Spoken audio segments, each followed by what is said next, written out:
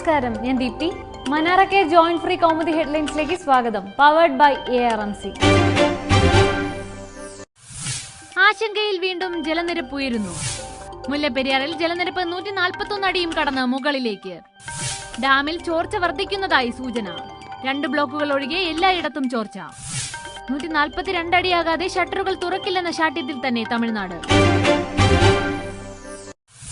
Quarry കൈക്കൂലിയിൽ suspension. Pathanamthitta മുൻ SP Rahul R നായർക്ക് സസ്പെൻഷൻ. വിജിലൻസ് ഡയറക്ടറുടെ റിപ്പോർട്ടിന്റെ അടിസ്ഥാനത്തിലാണ് നടപടി. ക്വാറി ഉടമയിൽ നിന്ന് 17 ലക്ഷം രൂപ കൈക്കൂലി വാങ്ങിയെന്ന ആരോപണത്തിൽ തെളിവുണ്ടെന്നാണ് റിപ്പോർട്ട്. രാഹുൽ ആർ നായരുടെ മൊഴി ചോർത്തുന്ന പരാതിയിൽ ക്രൈംബ്രാഞ്ച് അന്വേഷണം. ശ്രീനിവാസൻ രക്ഷപ്പെടും. IPL വാതുവയ്പിൽ മുൻ BCCI അധ്യക്ഷൻ N ശ്രീനിവാസന് പങ്കില്ല. രാജ് കുന്ദ്രയും സുന്ദർരാമനും ഒത്തുകളിയിൽ പങ്കെന്ന് മുദ്ഗൽ റിപ്പോർട്ട്. പുറത്തുവന്നത് ജസ്റ്റിസ് മുഗൾ മുദ്ഗൽ സുപ്രീം കോടതിയിൽ നൽകിയ വിവരങ്ങൾ. IPL അധ്യക്ഷൻ സുന്ദർരാമൻ സ്ഥാനം രാജിവെച്ചേക്കുമെന്ന് സൂചന. വല്യേട്ടൻ തീരുമാനിച്ചു, അനുജന്മാർ അനുസരിച്ചു. ബാർക്കോഴയിൽ സർക്കാരിന്റെ കള്ളക്കളി തുറന്നു കാണിക്കാൻ LDF.